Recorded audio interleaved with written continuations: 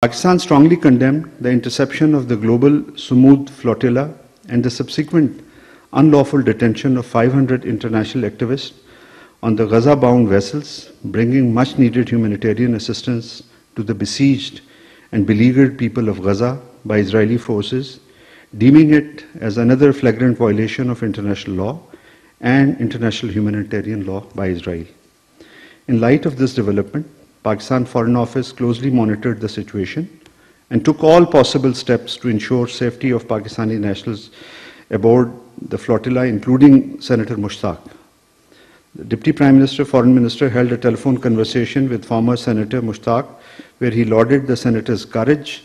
and steadfastness for his participation in the global Smooth flotilla.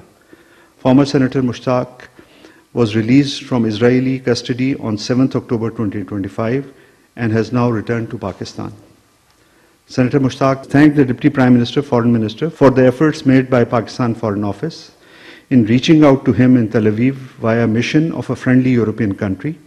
and for facilitating his stay and safety at the Pakistan Embassy in Amman, Jordan.